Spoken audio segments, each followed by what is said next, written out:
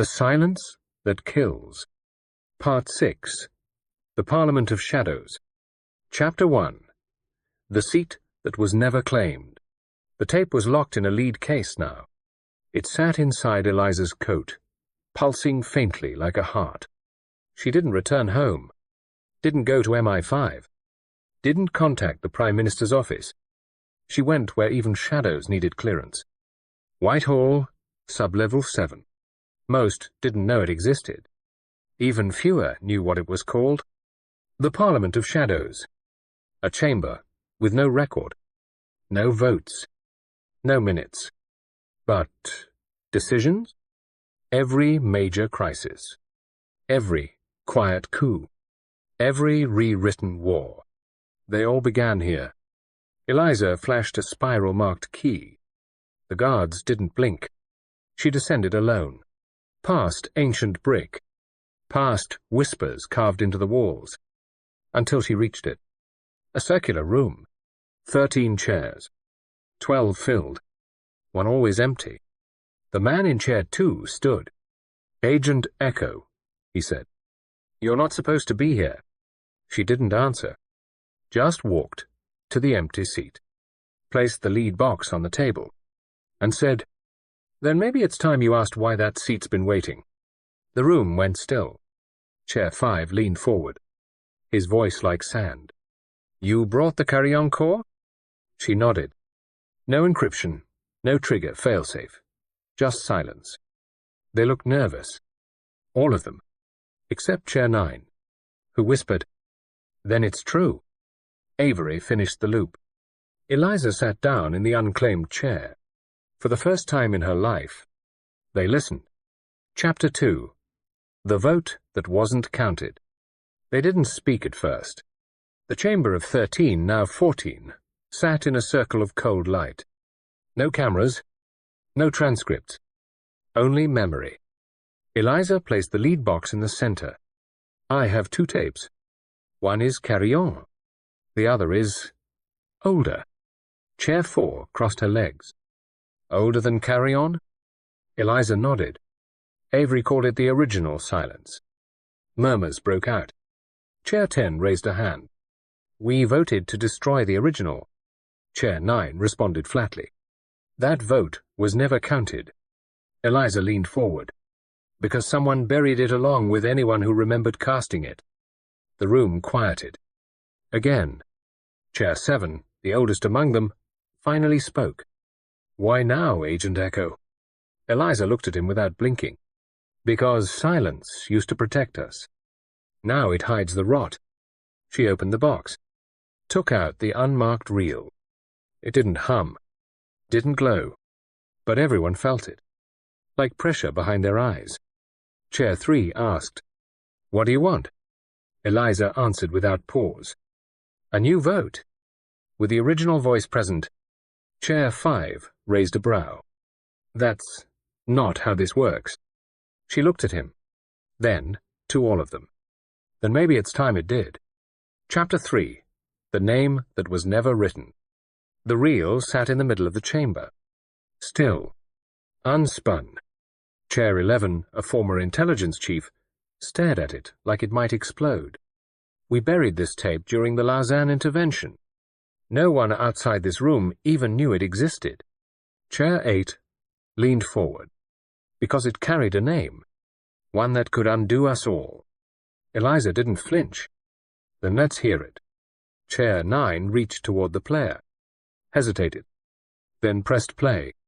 The tape clicked, spun, but no voice emerged. No sound. Only memory. Eliza's hands trembled. She saw a hallway. Long. Dark. An office at the end. A file folder opened on a desk. No label. Just a signature inside. Merriweather. The memory cut. She gasped. Chair 12 stood abruptly. That name was never recorded. Chair 2 hissed. It was redacted from every record, even our own. Chair 9 whispered. But not from her blood. All eyes turned to Eliza. She stood, slowly. My grandmother never spoke about her work. said silence was her oath. The room went silent. Then the reel stopped. Click. Chair 1, who had never spoken until now, asked, "Do you claim the name?" Eliza's voice didn't waver. "I claim the memory." Chapter 4. The protocol that rewrote the room. The tape stopped, but the chamber didn't breathe. Instead, a shift. Not sound. Not vibration. Reality bent. The table, once cold steel, now felt like oak. The lights dimmed without dimming. One by one, members of the Parliament blinked and saw versions of the room that no longer existed. Chair 7 saw the war bunker it used to be. Chair 3 saw it as it was in 1970 on during the vote that never happened. Chair 11 saw flames. Each saw their own past. Eliza didn't flinch. She saw herself. Not now. Not as a spy, but as a girl, opening a box in an attic. A music box that didn't play music. Just a click. The same click as this tape. Protocol Carillon, Avery had once said, was never a weapon. It was a mirror. Chair 9 grabbed the table. "We have to shut it off." Chair 5 stood. "It's rewriting the room." "No," said Eliza. "It's revealing what we rewrote." The lead box began to glow. Not light. Not heat. Truth.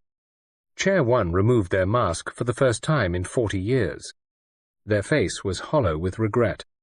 And they said, "We must vote again. This time, with memory present." Chapter 5. The vote that couldn't be forgotten. The silence in the room was different now. Not absence. Not fear, but reckoning. Chair 1 stood first. They faced Eliza directly. Protocol Carillon must be dissolved, but its echo must remain. Eliza nodded. The rest of the chamber followed. One by one, they stood, each with memory restored, each with guilt in their eyes. The vote began, not by hand, but by voice, a tradition older than the agency itself. Chair 2, "Aye, for the memory we buried." Chair 3, "Aye, for the vote I falsified." Chair 4, "Aye, for those silenced to protect us." Chair 5, "Aye, for Avery." The room turned slowly toward Eliza. Chair 13, "You hold no seat, but you bear the reel. What say you, Ecke?" Eliza looked down at the box, then at the empty air it had filled. "I say, silence should not protect power. It should protect the truth. I vote to remember." Chair 1 closed their eyes, and for the first time in decades, all 13 chairs agreed. The reel sparked, burned softly, and then unspooled itself into light. A light that didn't erase. It preserved. Chapter 6. The archive that wasn't burned. The reel vanished into light, but the chamber remained. No alarms. No resets. Just silence. The kind that comes after a confession. Eliza stood slowly. Chair 11 asked, "What happens now?" She turned toward the back wall and spoke without hesitation. "Now we open the archive." Chair 9's hand trembled. "You mean room 0? Eliza nodded. A room said to exist beneath even this one. A myth among myths. An archive that no longer responded to clearance codes, only to memory, and the key Avery had given her.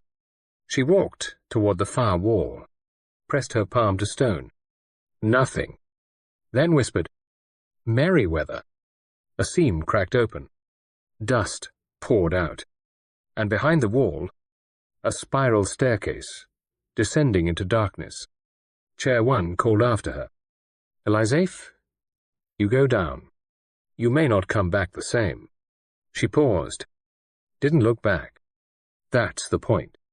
She stepped into the shadows, where history waited, not to be rewritten, but finally read. Chapter 7. The file that remembered her name. The stairs were cold, not with air, with intention. Each step downward was like walking into memory made stone.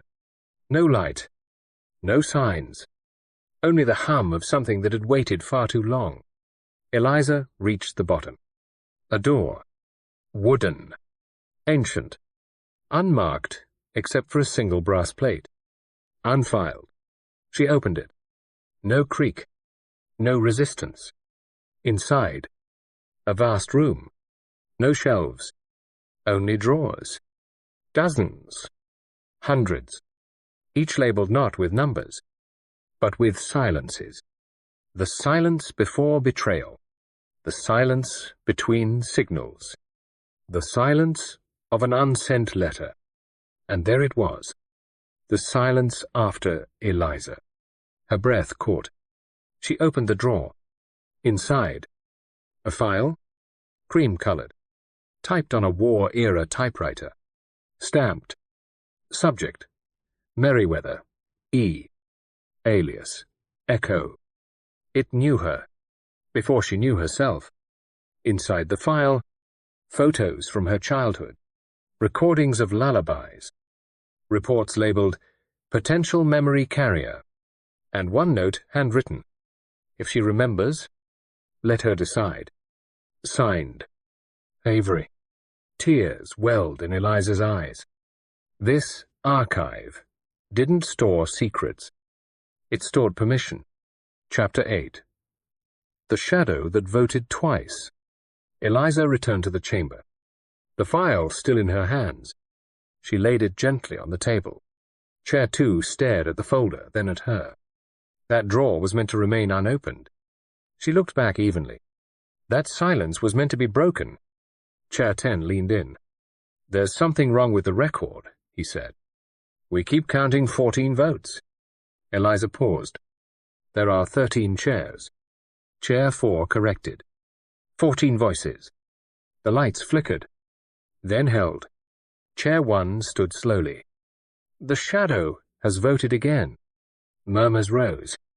Chair 7 whispered, That hasn't happened since the Oslo Compromise. Chair 9 looked pale. Whoever or whatever is echoing through our votes, it's not a ghost. It's a memory. Eliza closed the file. Her voice calm. Then find the voice. Trace it. Chair 11 asked, And what if it's someone still alive? She didn't hesitate. Then they've been hiding in silence long enough. Chapter 9. The whisper behind the vote. The Parliament chamber had become cold, not from temperature, but from uncertainty. Chair 1 reviewed the log. 14 votes. Chair 3 cross-checked. No anomaly in sound. But he tapped the waveform. There's an undertone, just below human hearing. Chair 12 leaned forward. Play it. They played the clip. Silence.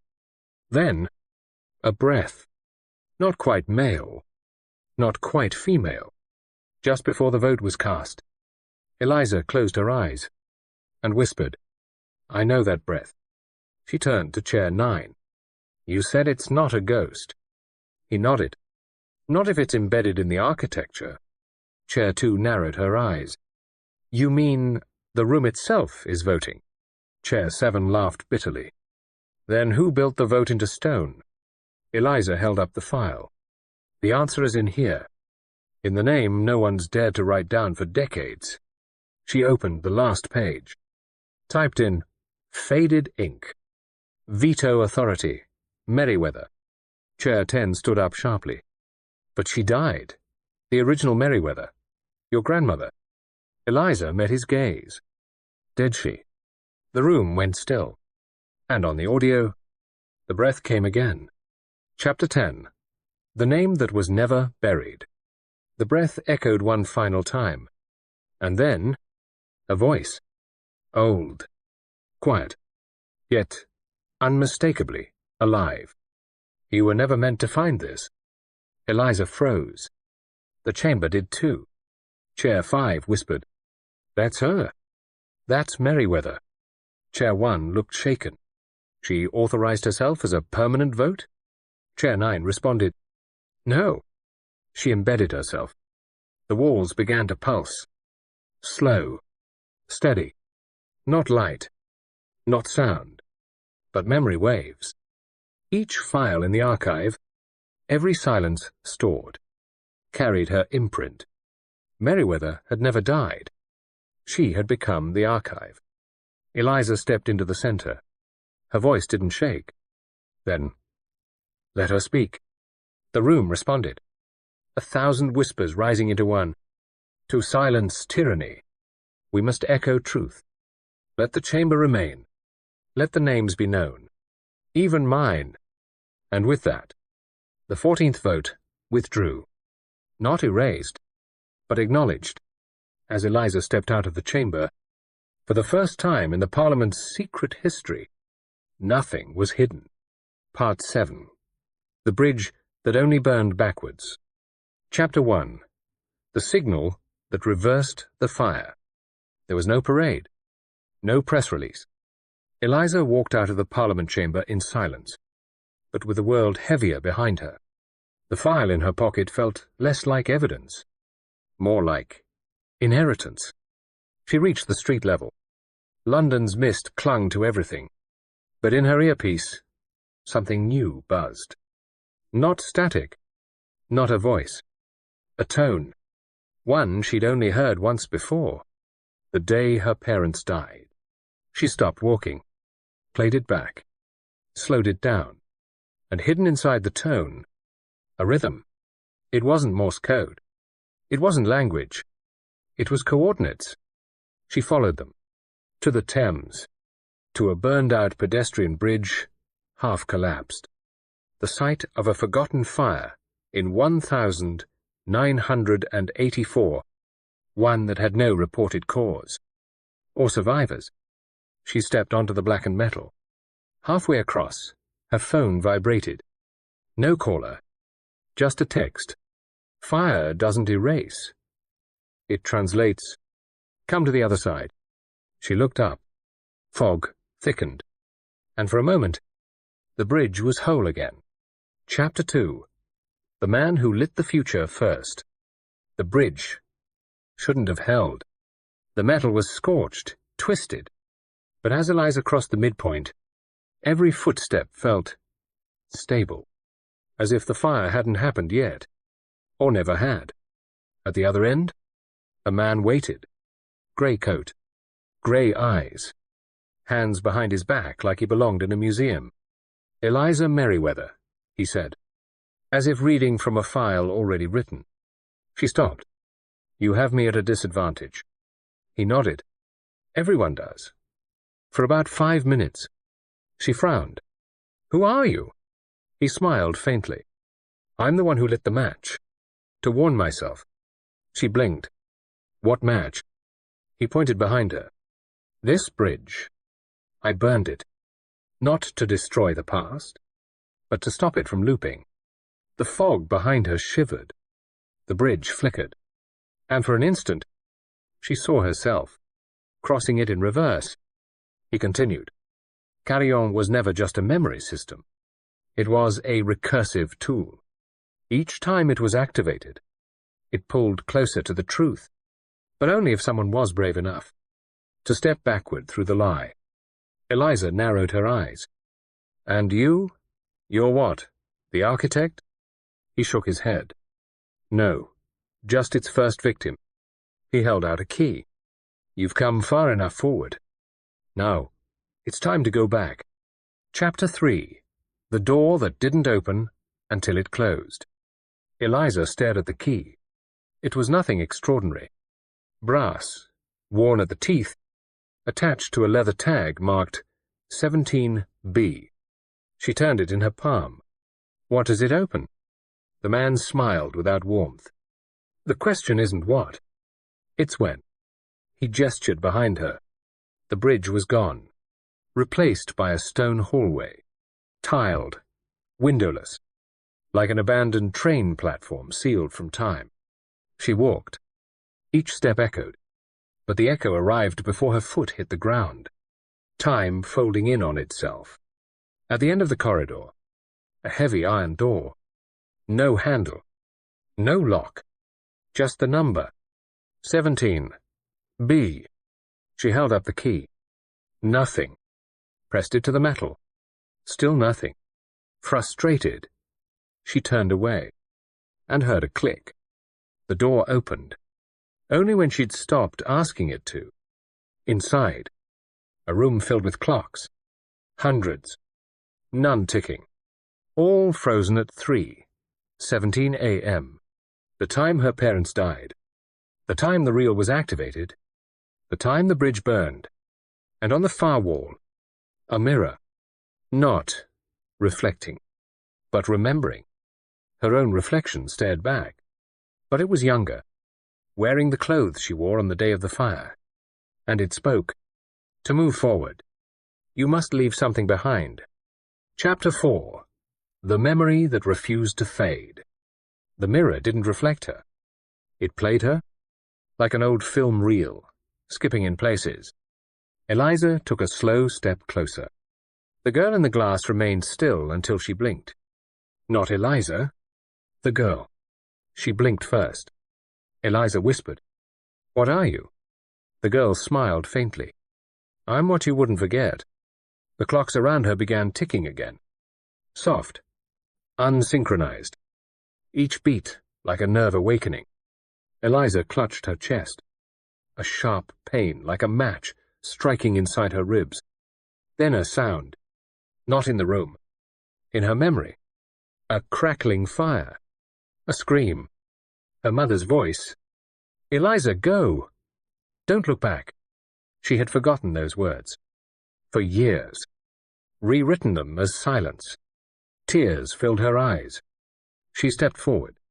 Reached for the mirror. The glass rippled like water. And the girl inside said, "You don't need to carry me anymore. You survived. I was only the part that didn't." Eliza exhaled. A long-held breath. She placed her palm to the glass. The girl faded. The mirror darkened. And the clocks. It stopped. She turned around. The door had reopened. The hallway was waiting. But now, so was she. Whole. Chapter 5. The Passenger Who Wasn't on the Manifest. The hallway ended in a subway station. Dust-covered tiles. Cracked benches. An old service line long decommissioned. But a train was there. Waiting. Lights on. Doors open. No driver. Eliza stepped aboard. Car 1 empty.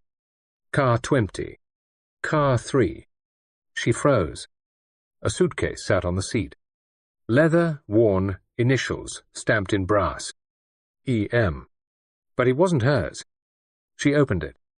Inside, a red passport, a vial of ash, a child's drawing of a bridge, and a printed manifest for the train line. She flipped to the list of passengers. There were 11 names. None were hers. But one stood out. Passenger 7. Echo. Her code name. But the train was decades old.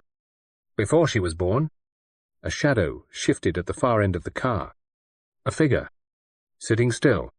Face obscured. She moved closer. "Who are you?" No reply.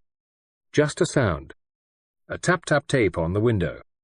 She turned, but the platform was empty. When she looked back, the suitcase was gone.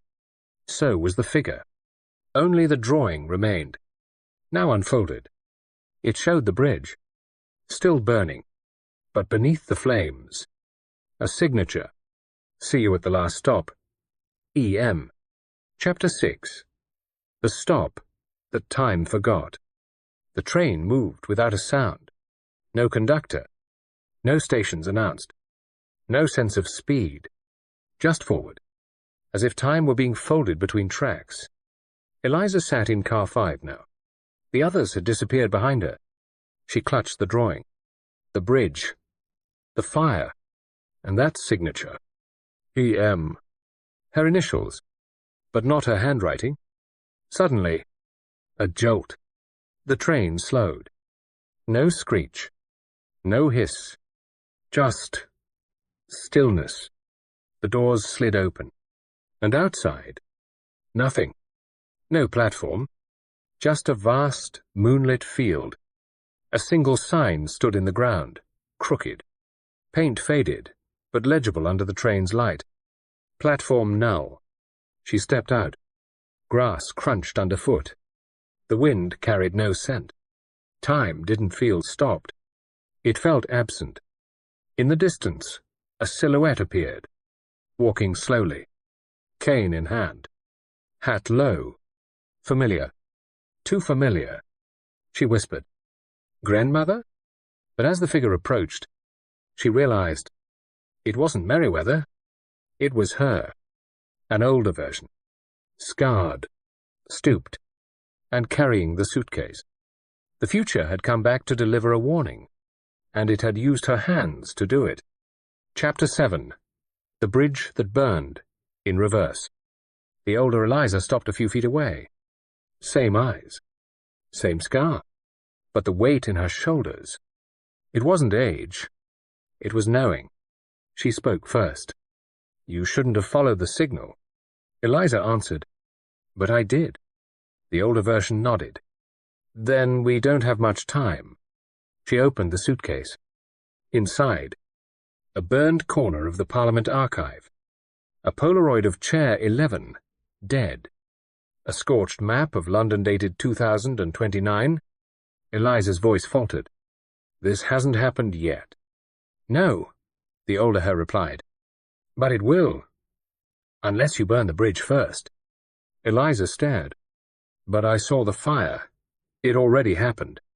Her older self corrected gently. "You saw the end. Now you must become the beginning." Behind them, the train vanished. No sound, no flash. Only the grass beneath their feet remained, and the wind, whispering like flame through leaves. The older Eliza handed her the vial of ash. "When you light it, don't hesitate." "That's what I did. And look what it cost." Eliza nodded slowly. "Will I see you again?" The older her smiled. "If you succeed, you won't have to." She turned, and began walking into the field, fading with each step, until only one Eliza remained, and in her hand, the fire that hadn't happened yet. Chapter 8. The future that was smuggled back.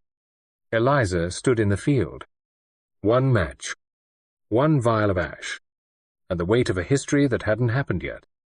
The suitcase was gone, but her coat felt heavier. She reached into the inside pocket. There, tucked in the lining, a folded map she hadn't placed there. Unfolded, it shimmered faintly. Not ink, not paper. A projection burned into fabric fibers. Topographic details from 2029. But more than terrain, it contained predictions. Explosions that hadn't yet rung. Votes that hadn't yet been cast. Names she hadn't yet met.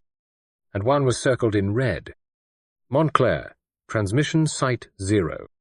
She whispered, "How did this get here?" The wind answered by shifting the grass. Beneath her boots, a glint of glass. She knelt, unearthed a lens. Circular, military grade, still warm. It had just landed. From above, she looked up, but there was no drone, no trail. Just a contrail-like scar across the sky, looping backward, as if something had re-entered time, from the wrong side. She stood slowly. "Someone sent it, through me. I'm not just receiving the future, I'm delivering it." Behind her, the wind shifted again. This time, it carried a voice. Montclair knows. Just 3 words, but they set the match trembling in her hand. Chapter 9. The place that was never marked. She arrived at Montclair at dusk. No train stopped here. No signs pointed toward it. Even the GPS blinked uncertainly, like the device was stuttering. Just coordinates. Just silence. The towner, what was left of Italy, in a valley drowned in shadows. Boarded windows. collapsed porches, antennas long snapped by time and wind. But one building still hummed. Barely. A radio station. Its call sign peeled off the wall. WZSR, Voice of the State. She pushed the door. It opened. Of course it did. Inside. Dust. Silence. And something still breathing the power. The console blinked. Eliza sat. A reel-to-reel player sat threaded. Labeled Program 0. She pressed play. Static. Then, a voice. Her voice. Reading a message. If you're hearing this, it means the archive failed. The bridge burned too late. But there's still one signal left. One that wasn't supposed to be heard. She stopped the tape. Heart pounding. Then the door creaked. She turned. A man stood there. Young. Unarmed. Eyes filled with regret. "I'm the one who built the reel," he said. "But you're the one who hid it. I've been waiting for you to return it. To yourself." Chapter 10. The voice that couldn't be duplicated. The man young, trembling, offered her a cassette. "You recorded this, but only once. The system tried to copy it. Failed." He set the tape in her hand, like a holy object. "It only plays from your fingerprint. Even the reel recognized your defiance." Eliza turned to the console, slid the tape in. The deck accepted it with a hum that felt final. She pressed play. Static. Again. Then her voice. But not just sound. Presence. Like someone had captured her soul in that moment. "This is Echo. Archive iteration unknown. But this is the last version that matters. To those still listening, I wasn't chosen. I remembered. And remembering is what burned their systems down." The man stepped back, awestruck. "That part right there," he whispered. "They tried everything. Deepfakes, AI, but they could never replicate how you said it." The tape played on. "If this message survives, don't rebuild what we lost. Replace it with something human. Truth isn't in the archive. It's in the voices no one lets speak." Click. The tape ended. No rewind. No loop. Just silence. Real silence. And Eliza knew she didn't need another message. She was the message. And now it had been heard. Part 8. The Echo that called itself forward. Chapter 1. The name that was never registered. There was no record of her leaving Montclair. No train logs. No CCTV. No time-stamped exit. To the system, Eliza Merriweather had never arrived. Which meant she was finally free. She walked 3 miles under the hush of pre-dawn. No destination. Just direction. The tape was in her coat. The ash vial now hung around her neck. And with every step, the air felt more like possibility.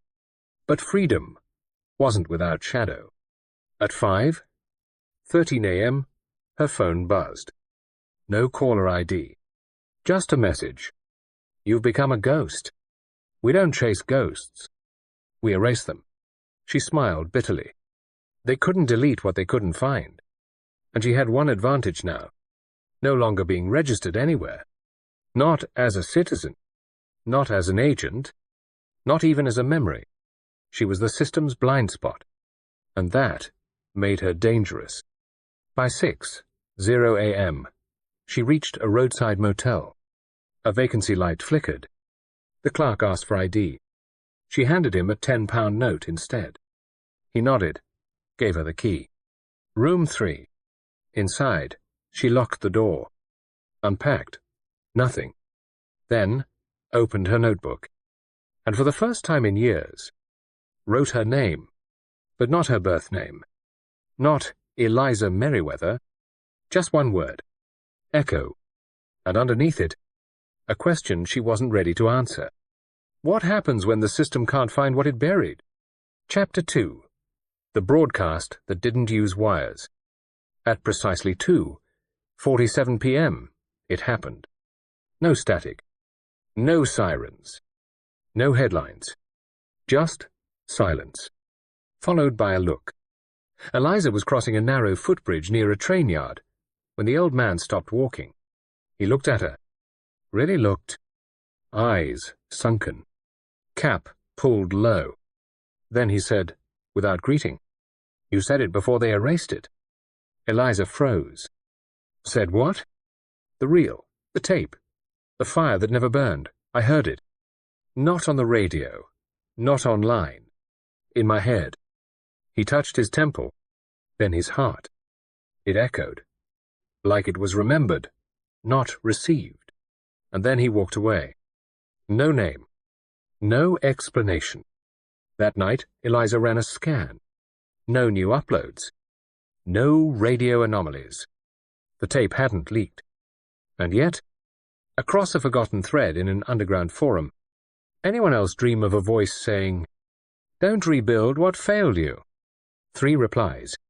6 likes. 1 sentence that made her inhale sharply. It wasn't a dream. It was her. She leaned back in the motel chair, stunned. This wasn't transmission. This was resonance. The broadcast didn't need wires. It had her voice. And somehow, that was enough. Chapter 3. The footage that wasn't on any camera. The alley was too clean. No graffiti. No trash. No sound. It was like someone had erased it in real time. Eliza stood at the entrance, staring at the brick wall where the door should be. Her contact Knox had given exact coordinates. "Watch the footage," he said. "You'll know when." But there was no footage. No cameras. No phone service. Not even a reflection in the windows above. And yet, as she stepped forward, her chest tightened. "I've been here before." She didn't remember it, but her nerves did. Midway through the alley, her fingers brushed the wall. A sudden flash. A woman screaming. 2 men running. A red light. And then Eliza, standing in the exact same spot, wearing different clothes. Watching. She stumbled back. Her hands shook. What was that? Then she saw it. Scrawled into the mortar near the ground, nearly faded. This was never filmed. This was felt. Back at the motel, she checked news archives. The alley had no incident reports. But on a forum for psychic trauma survivors, she found it. "I walked past Redmere Alley once. Felt like I saw my own death. No footage. Just panic." Another reply. She was there. The woman from the signal. Echo. There was no recording, but everyone remembered it. Even those who had never set foot there. The footage didn't need cameras. It needed witnesses. And now, they were multiplying. Chapter 4. The coordinates that changed when you wrote them down. It began with a napkin. A waitress at the diner scribbled something before slipping it under Eliza's teacup. 5 numbers. 2 letters. 1 underscore. Eliza waited until she left the table before unfolding it. 51.497 0.001 new R. She memorized it, tore it up, burned it in the sugar tray. Then, just to confirm, she wrote it again in her notebook. But the numbers were different. 51.506N 0.004W R 3 blocks east, 2 blocks south. She blinked, wrote it again on her hand. This time, 51.4 9 Ninnen 0.006W S. Another shift. The R had become S. Eliza felt her breath catch. This wasn't human error. It was interference. That night, she ran the coordinate set through a signal matching program on her offline laptop. All 3 pointed to the same general zone, but each variation pulsed at a slightly different frequency. Like the location was vibrating across parallel routes. She whispered to herself, "It's not the location that's changing. It's the timeline. She circled the overlap zone on a physical map, then pinned a copper wire through it just like Merriweather had taught her as a child. The wire jumped. Only slightly, but enough. And when it settled, it pointed to an abandoned building near the pier, one not listed in any archive. But Eliza knew. She'd seen it before, in the memory that wasn't hers. As she closed the notebook, the ink shifted once more. All the coordinates blurred, and resolved into a single word: remember. Chapter 5. The structure that didn't cast a shadow. It looked ordinary from a distance. Red brick. 3 stories. No signage. Just another abandoned building near the river. But the sun was behind her, and the building cast no shadow. Eliza froze on the sidewalk. Checked again. Every tree. Every car. Even her body cast a clear, sharp silhouette. But not the structure. It was lit, but it wasn't registered by light. She stepped closer. Each time her foot hit the pavement, the silence grew louder.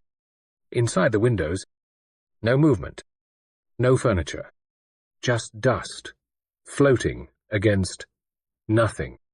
Not empty, just blank. Her phone refused to photograph it.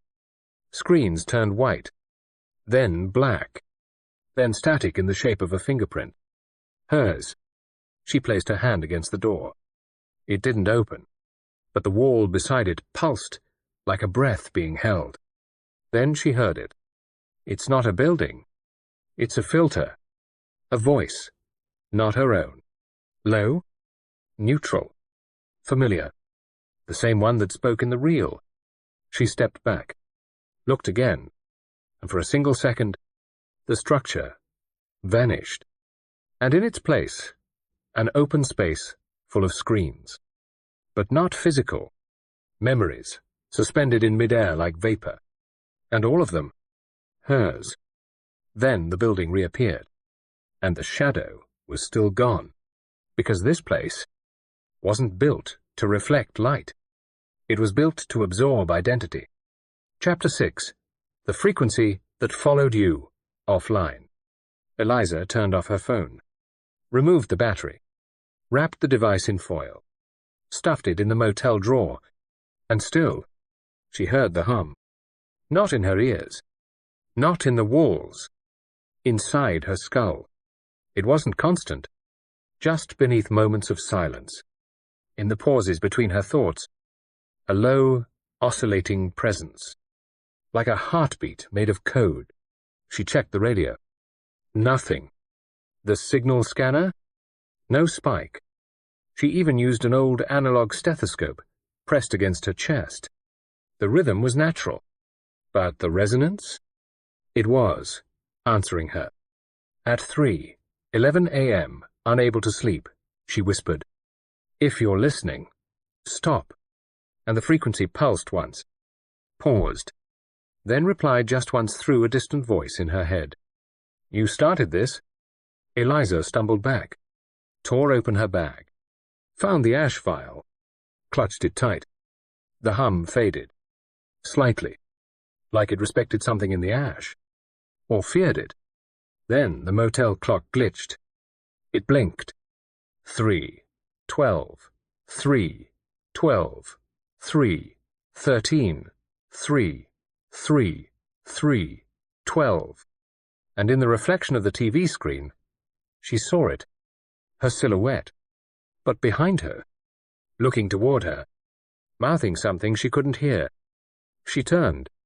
Nothing there, but the hum returned. Louder now. It wasn't a signal.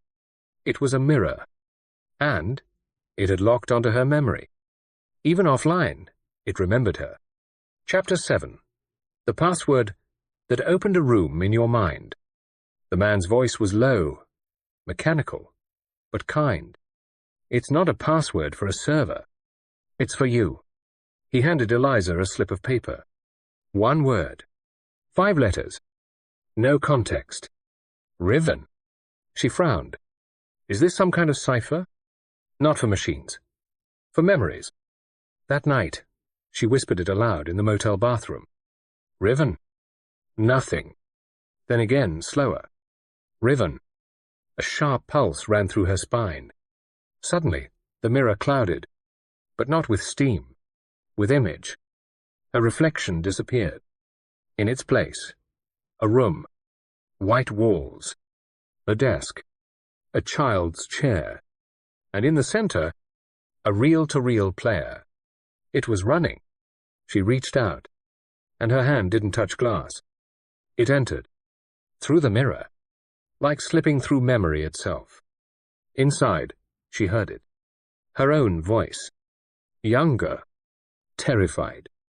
They said I had to forget. Said remembering would make the world break. But I wrote it down. I hid it. They can't erase what I said inside here. Then static. Then silence. Then a file cabinet slid open by itself. Inside, a name. Not hers. Not yet. Eliza Merriweather. Project. Echo. Genesis. She turned to leave, but the door back was gone. In its place, a message etched into the wall. The password didn't unlock data. It unlocked you. Chapter 8. The future that was smuggled back. The package arrived without a return address. Wrapped in brown paper. No postage stamp. Just one line scrawled across the top. Open only after remembering. Eliza paused. She had remembered. Too much. Inside was a photograph. Black and white. Grainy. 4 people standing beside a satellite dish. She recognized none of them, except the silhouette in the reflection of a window behind them. Her. Same coat. Same braid. Same ash vial around her neck. But this photo was dated 1976. She flipped it over. Written in red ink. We brought back what couldn't survive forward. You are the relay. That night, she couldn't sleep. Instead, she pulled out every reel, notebook, map, and scrap she'd collected. Laid them across the motel bed. They didn't form a puzzle. They formed a loop. Names repeated in eras they didn't belong to. Phrases appeared in places they'd never been said. And each time she traced a line back, it ended before it began. This wasn't déjà vu. This was feedback. She realized then, someone, maybe herself, had sent back more than memories. They had smuggled warnings, but the system didn't delete them. It buried them inside people. Inside her. And as the motel radio crackled to life, without being plugged in, a child's voice whispered through the static, "We didn't invent the future. We escaped into it." Chapter 9. The machine that only played once. The bunker was colder than she remembered. Dust on the controls. Rust on the reel case. One switch protected by glass. And beside it, a placard engraved not with a warning, but a vow. This device plays only once. Eliza hesitated. Knox had told her stories about it. Said it was built in the 1960s, abandoned by every agency, feared by every archivist. It didn't play audio. It played presence. Whoever listened became part of the signal. She exhaled, broke the glass, flipped the switch. The reel began spinning slow at first, then faster, then silent. No hum, no voice, no static, just a pulling sensation behind her eyes. Suddenly, she was standing in another version of the room. Same layout, same console, but the walls were bright, and beside her stood a girl, 12 years old, wearing the same ash file, looking straight at her. "You came back," the girl whispered. Eliza tried to speak, but the words didn't leave her throat. The girl touched her hand. "You told me everything, but I could only remember once. So I built this, to bring you here." Eliza realized. She wasn't watching a recording. She was inhabiting a stored memory. And the girl was her. Before the erasure, before the project, before echo. Then the room cracked. Light bled through. The memory began collapsing, and the girl's voice whispered, "This machine won't play again. But you will. Because you remember." The light consumed her, and when Eliza opened her eyes, she was back in the cold bunker. The reel had stopped, melted from the inside, gone. But in her mind, a door had opened, and on the floor, scratched into the metal, "Now you know what to do." Chapter 10. The voice that couldn't be duplicated. The AI couldn't replicate it. The signal engineers couldn't isolate it. The archivists couldn't extract it. Every attempt to replay Eliza's message returned only static. But those who had been in the room, they remembered it perfectly. Not the words, but the feeling. The moment Eliza had spoken, a silence spread through the compound. A silence so precise, it made people forget their own breathing. Then, "It wasn't my voice," Eliza whispered. It was hers. In the archives of Project Echo, there was a file marked "Response, unspoolable, under access notes, contains a vocal pattern not found in any known human tone bank." Under notes, emotionally encoded at the synaptic level, because what Eliza had said, what she had remembered, came from the child version of herself who had built the machine, who had smuggled the future back, and embedded her truth in a frequency only her older self could release. That was the echo, not a copy, not a loop, but a voice that belonged only to a moment, and once spoken, could never be repeated. The silence afterward wasn't emptiness. It was reverence. The system shut down, not from failure, but from understanding. And far away, in a forgotten broadcast tower, a red light blinked one last time, then turned blue. Part 9. The silence that taught itself to scream. Chapter 1. The silence that didn't belong to the room. The hospital was abandoned. Or it was supposed to be. No staff, no machines, no electricity. But Eliza could hear nothing. Not just silence. The absence of ambient life. No wind.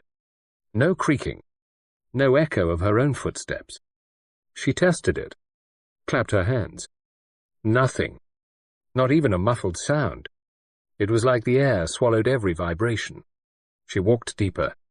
Into the pediatric wing. The toys on the floor looked recent. Unfaded. Untouched. A rocking horse stood still in the center of the hallway, but its shadow swayed. She stopped. A low static tingled at the edge of her hearing. She turned. On the wall, a crayon drawing. 4 stick figures. One had no mouth. Below it, in shaky letters, "They took my scream away." Eliza stepped back. Her heel bumped something soft. A teddy bear. Old. Eyes scratched out. Stitched into its Chester speaker grill. She picked it up. No buttons. No wires. Just the speaker. And as she held it, the static vanished. And she heard it. A scream. Faint. Far. Trapped. But unmistakably hers. The bear fell from her hands. Landed silently. Not even the thud of fabric on tile. Because this place didn't mute sound. It stole it. Eliza reached for the ash vial around her neck. It pulsed warm. The only thing in her that still made sound was memory. And now, this place wanted to take that too. Chapter 2. The page that was written in static. The file was labeled Patient 0. Eliza found it inside a sealed drawer beneath the dust-covered desk in the pediatric ward. Just one page. Blank. Not aged. Not brittle. Perfectly preserved. But when she picked it up, her ash vial pulsed, and the overhead lights flickered to pure static. She stepped into the hallway. The silence still thick. She held the page up to the flickering fluorescent lamp. Nothing. Then, on instinct, she reached into her coat, pulled out the old pocket radio, turned the dial to white noise, and held the paper close. Words began to form. Not ink, not print. Impressions, like pressure remembered from sound. Lines of faint graphite danced across the paper, but only in sync with the static. The page read. The scream was extracted, encoded, fragmented, stored across 6 hosts. You were the last, but now you're the only one left. Then, below, to return the voice, you must retune the silence. The page is not for reading, it's for remembering. Suddenly the radio cut to black no power. The lights died, and from the end of the corridor came a soft, steady click, click, click. I know what. Footsteps. Not loud, but they didn't belong, because in this hospital, nothing made sound, and yet something was getting louder. Chapter 3. The corridor that echoed before you entered. The footsteps had stopped, but the echo remained. Click, click, click, repeating, reversing, reshaping, almost like it was predicting her next step. Eliza stood still, the page of static now warm in her coat. Ash, vial, faintly glowing. She hadn't entered the corridor yet, but she could hear her footsteps inside it. Not past echoes, future ones. She whispered, "What are you replaying?" And the corridor whispered back, "Your intent." She stepped in. The temperature dropped. Her ears popped. Then, the lights overhead dimmed, one by one ahead of her, as if reacting before she reached them. The air changed. It wasn't just dense. It was predictive, as if the hallway knew her trajectory before she moved. And then she saw them. The shadows. Figures. Unmoving. Flickering like old film negatives. All facing the opposite direction, but positioned like they had been waiting. Eliza turned slowly. Behind her, nothing. Ahead, more shadows. She took another step. Suddenly, a voice whispered behind her left ear, "This is the hallway where they heard you first. Before you spoke, before you knew." Her breath caught. She looked at the walls, scrawled in looping hand-drawn letters. "You've been here before. The corridor remembers. Your echo arrived ahead of you." She looked down, saw footprints in the dust. Small, bare, child-sized, and next to them, her own, already imprinted, before she had walked there. This wasn't déjà vu. This was pre-recorded presence, and something ahead was waiting to finish the message. Chapter 4. The name that made the signal stop. The hallway ended at a sealed metal door. No handle. No lock. Just a speaker grill mounted into the wall. And beneath it, one phrase etched into steel. Say it only once. Eliza stepped closer. Static buzzed faintly from the speaker. She raised the old pocket radio, but it shut off the moment it pointed at the door. No battery failure. Suppression. She pressed her ear to the grill. A whisper, too faint to pass, but rhythmic, like syllables, like someone repeating a name. Then the ash vial around her neck turned hot. The page in her pocket vibrated, and behind her every echo cut out. The hallway, once filled with noise, went dead. "You know it," the speaker said. "The name that started your silence." Eliza's throat went dry. She hadn't heard it in years. Not since the project. Not since the erasure. But it was still there, underneath all the forgetting. She whispered it. "Marion." The speaker clicked. The light overhead died. And for a moment, the entire building powered down. Then, a door opened beside the wall. Not the metal slab. A hidden entrance. Inside, a narrow room lit by a single projector. Playing on loop. A girl sitting in front of a microphone. No sound. Just her lips moving. Mouthing one word. Marion. And in the corner of the room, on a chalkboard, a list of every test subject who had gone silent. Next to each. The reason. Except one. Her name. Eliza Merriweather. Signal ceased on name recall. She stepped into the room, and the door slid shut behind her. Chapter 5. The voice that broke the room. The projector kept looping. No audio. No flicker. Just the girl. Mouth, forming one word. Marion. Eliza stood motionless. She could feel it. The room wasn't holding. Not physically, but perceptually, as if her awareness itself was too much pressure for the space to contain. She stepped closer. The chalkboard behind the girl in the video had more words now. They hadn't been there before. Each loop. More appeared.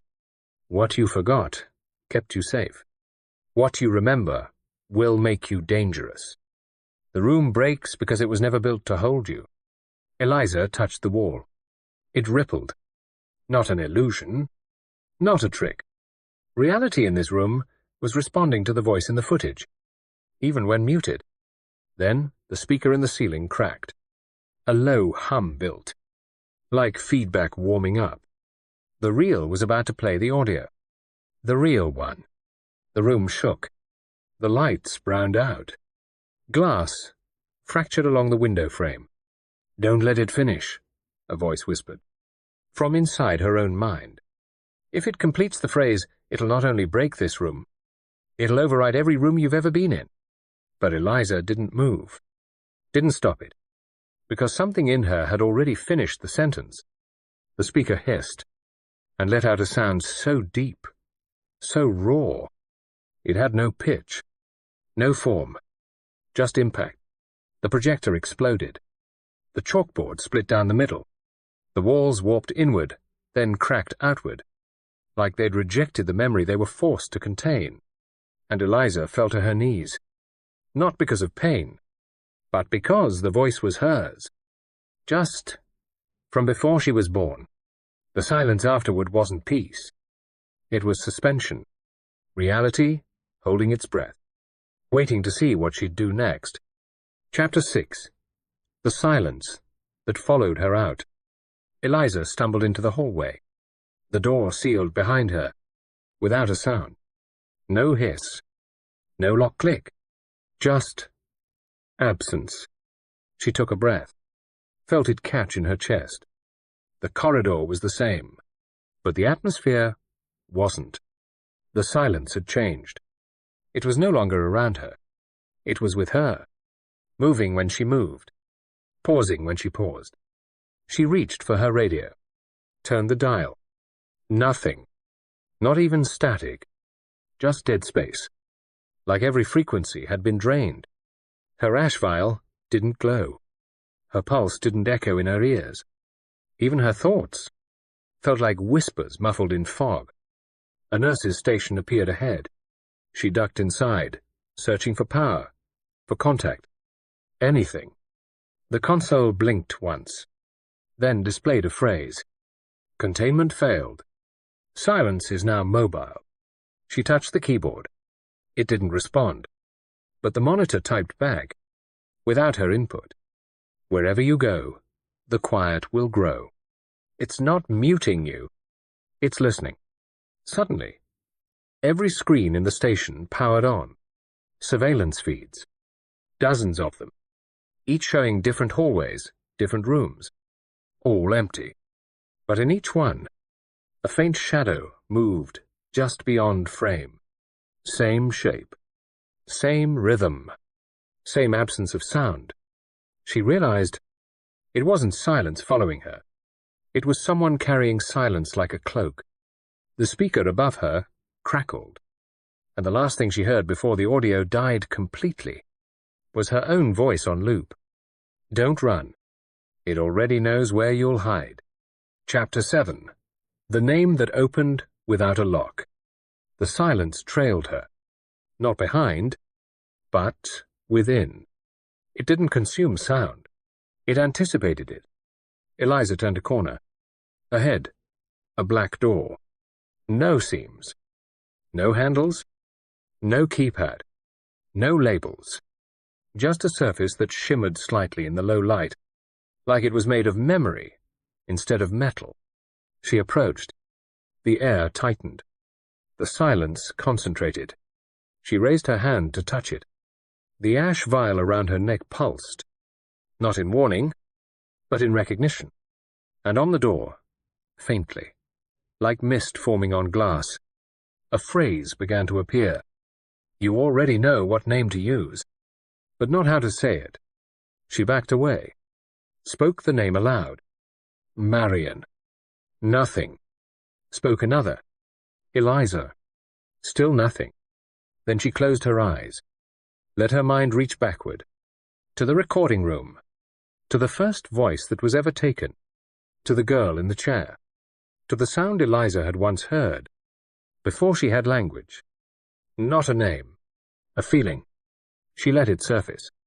The memory of being held, not by arms, but by sound, the hum, the tone, the imprint of a voice that once meant, you are known. She opened her eyes, didn't speak, didn't move, just remembered, deeply. The door sighed. Not a mechanical hiss, but like someone breathing out for the first time, and it opened, silently, into a room filled with nothing, but a single object at its center, a mirror, facing away. Chapter 8. The reflection that didn't wait for you. The mirror stood alone, tall, narrow, faceless, its back turned to Eliza, as if it had already looked enough. She circled it, slowly, expecting to see her own reflection. But there was no glass, just an empty black frame, floating in still air.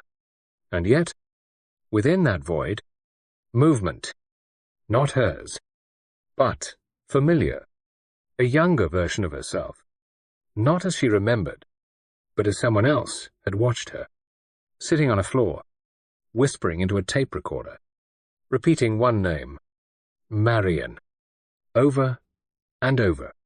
She blinked. The image faded, replaced by a different Eliza, older, frightened, standing in front of a metal door, the same one she had just opened. But in this version, she never spoke the name. She turned away, and the door remained closed. Eliza stepped closer. Her hand touched the frame. Warm. Not like metal, but like skin. A voice whispered not from the mirror, but behind her ear. Every choice you don't make leaves a reflection behind. This one waited. Suddenly, the mirror went black. And then, a third Eliza.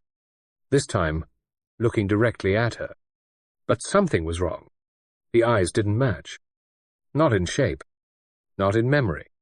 This, Eliza had no silence around her. She was surrounded by sound. Laughter.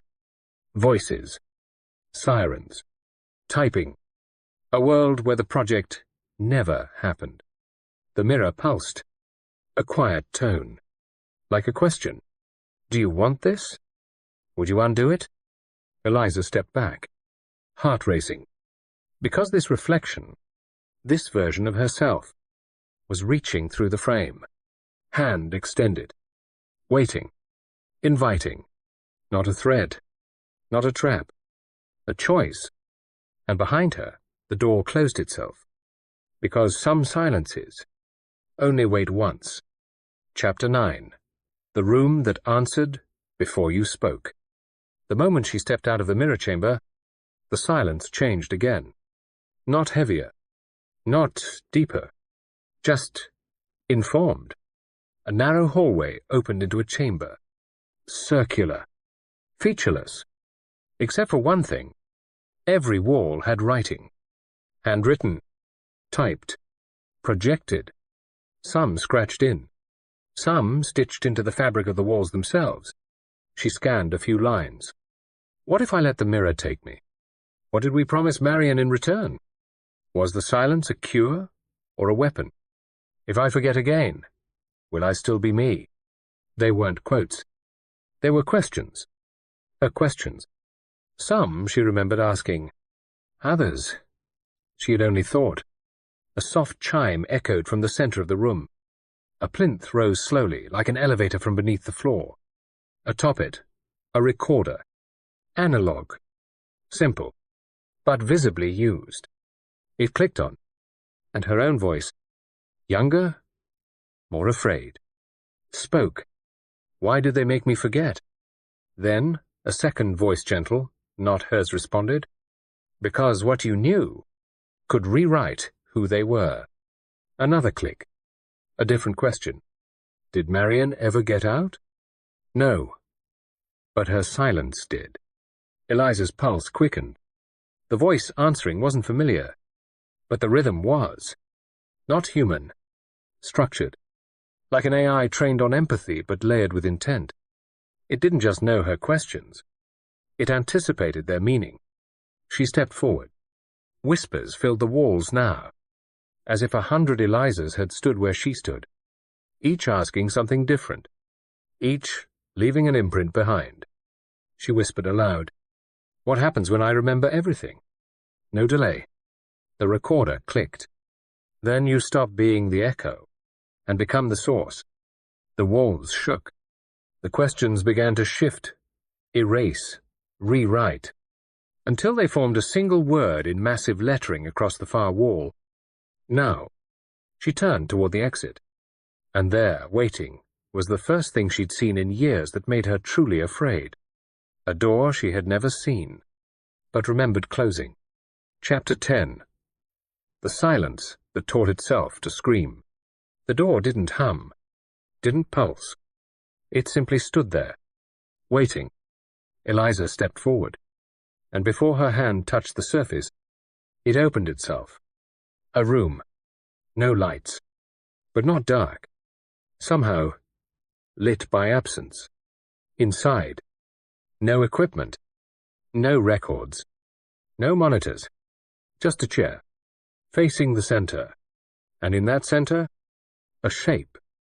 Not human, not machine, but something in between, like a body made of forgotten words, stitched into stillness, and it moved, not toward her, but around her, orbiting, like a thought unspoken, trapped in a memory.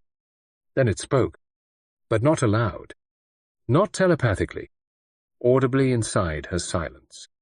I didn't begin as a voice. I began as what you couldn't say. You didn't create me. You left me behind.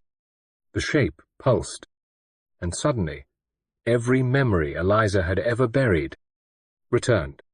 Not as images, not as sounds, but as questions. Why did they let Marion disappear?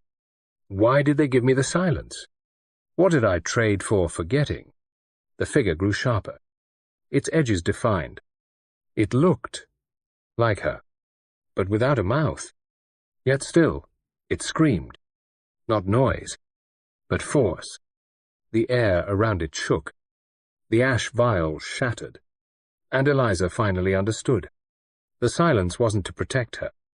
It was to contain what she had become. When she once screamed too loudly to be allowed, she reached out, touched the figure's chest. It trembled. "You don't have to scream anymore," she said. "I hear you now." And the silence, for the first time, wept.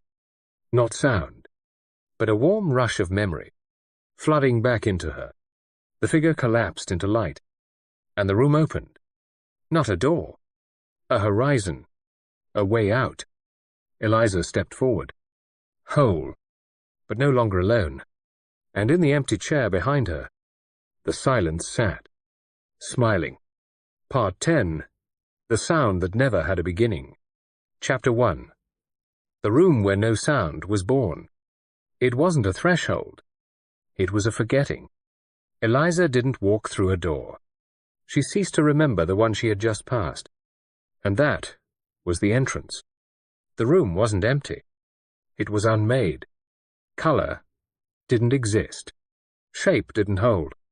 There was only presence, a sensation of being noticed, by something that hadn't yet learned to look.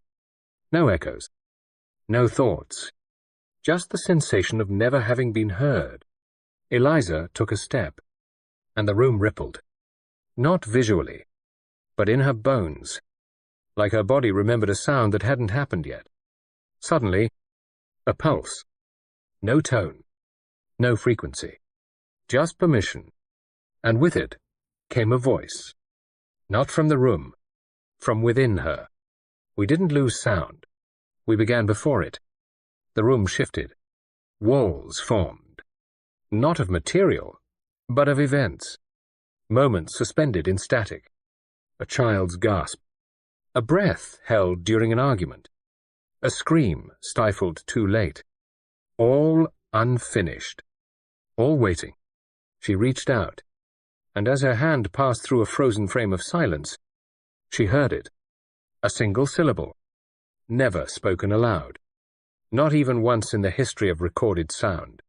It didn't vibrate her ears. It shaped her spine. Aligned memory. Corrected forgetting. And in that moment Eliza remembered the first scream, the one that was never given voice. She whispered, "I'm not here to speak it. I'm here to become what was denied." And the room bent forward, not toward her, but into her, as if it had waited to be carried. The room was never meant to exist, because it had always been part of her. Chapter 2. The voice that sounded like a place. The first time Eliza heard it, she thought she was walking into a room, but there were no walls, no furniture, no doorway, only the feeling that she had entered something, and that something had also entered her. The air had texture, like parchment whispering under breath. And then she understood. It wasn't sound she was hearing. It was architecture built from memory, a voice made not of syllables, but of place. Every pause was a hallway, every vibration a stairwell. The rise and fall of its rhythm mimicked the creak of a floorboard she hadn't stepped on since childhood. And the voice, if you could call it that, spoke not in words but arrangements. The temperature of her grandmother's living room, the scent of the archive where Marion once hid, the echo of her father's final apology still unanswered. It wasn't talking to her. It was being her. She knelt, closed her eyes. Let the sound place unfold, not forward, inward. And inside, she saw it. A hallway made of pulse tones. Each tone a room. Each room a version of her life that never happened. She stepped through one. A version where she had exposed the silence early. Another where she had taken Marion's place. Another still where she never remembered. And the world was quieter, but colder. Then she heard it again. The voice. But this time, it wasn't a place. It was a direction. Not where to go, but what to become. And it whispered, "You are not the echo. You are the space it returns to." When she opened her eyes again, there was a doorway ahead, but not one made for her. It was shaped like a person, a specific person, and the name carved in light across it was Marion. Chapter 3. The door that was meant for someone else. The name burned gently in the air. Marion. Not engraved, not displayed, declared. Like the door had spoken it aloud, just by glowing. Eliza stood still. The frame was human-shaped, narrower than her build, shorter, as if the door had been measured to someone else's silence. She reached out. The door didn't respond to her touch, but it felt her hesitation. A low resonance trembled through the floor beneath her, like distant thunder trying to form words. She whispered, "I'm not Marion." The door flickered. For a moment, her own name, Eliza, hovered beside Marion's, then faded. She stepped back. "This isn't mine." But a voice inside her faint. not from memory, but from intention, replied, "Then why do you remember what's behind it?" The door didn't open. It listened. Eliza closed her eyes. Let herself recall what wasn't hers to recall. A child's breath on cold glass. The sound of a violin being tuned, out of sight. The click of a lighter, used, not for fire, but for rhythm. None of these were hers, but they were within her. She asked aloud, "Did she leave this for me?" No answer, but the air warmed, and on the door, new words appeared beneath the name. If the path refuses you, step through anyway. Because she couldn't. Eliza reached again, not with her hand, with her acceptance. The door shuddered and opened, not inward, not outward, but sideways, as if peeling back, the version of the world where Marrin survived. Beyond it, not light, not dark, but a room filled with unfinished thoughts, and at its center, a voice, waiting, not to be heard, but to become whole through Eliza. Chapter 4. The voice that had no beginning and no end. It didn't greet her. It noticed her. Not like a person would, but like a shadow would recognize its shape, suddenly cast again, after being forgotten for too long. The voice was not a sound. It was an interval, a space between moments, so ancient. It had never been measured. It filled the room, without touching the air. No echo, no resonance, only presence. Eliza didn't speak, because the voice wasn't waiting for a reply. It already contained one. "You were not meant to hear me," it said. "You were meant to remember me." She didn't understand. Not with her mind, but her breath shifted, as if the meaning had entered her lungs, and changed the shape of how she exhaled. The voice continued, "I am not what was silenced. I am what was never allowed to begin. They called me dangerous, because I never needed to finish, to be understood." And then Eliza saw it, not a memory, but a moment trapped in potential, a stage, empty, microphones powered but never used, chairs arranged, for an audience that never came, one spotlight, flickering like a heartbeat, and in the center, a girl, faceless, holding a note, never sung. The room pulsed, time bent, not backward, not forward, but inward, as if all timelines, all choices, converged in this one idea, that even unspoken truths can find their voice. If someone is willing to carry them, the voice reached into her, not to take, but to anchor. "You are not the end of the silence," it whispered. "You are the first syllable of something that has waited long enough." And as the room faded, Eliza felt herself not disappearing, but becoming legible. Chapter 5. The name that could never be spoken aloud. It wasn't a name. It was a shape in her chest, a pressure, a memory, a sound she never remembered learning, yet always reacted to. The world around her didn't shake. She did, as if her cells had been waiting for this name, to align them. No one had ever said it, not because it was secret, but because it was dangerous. Not a weapon, a mirror, one that didn't reflect your face, but your silence. She stood at the edge of the forgotten chamber, a ring of light humming around her. In front of her, nothing, but not empty, just waiting. "What if I say it?" she whispered. And the voice, the one that had never begun, that had no end, answered, "Then everything that silenced you will have to hear itself." She breathed in, let it build, a vibration not of sound, but of intent, a resonance held in the bones of history, and she spoke, or rather, she carried the name through her breath. No syllables, no letters, but still, the chamber heard it. The light bent, the walls recoiled. The silence didn't break. It listened. For the first time, the name echoed, not forward, but backward through time, winding itself into every muted moment Eliza had ever lived. And in that instant, the system that had suppressed her didn't crash. It bowed, because the only thing more powerful than a truth shouted is a name. Once forbidden, finally embraced. Eliza didn't speak again. She didn't need to. The name now lived in the shape of her breath. Wherever she went, the silence would follow, not to haunt her, but to be heard.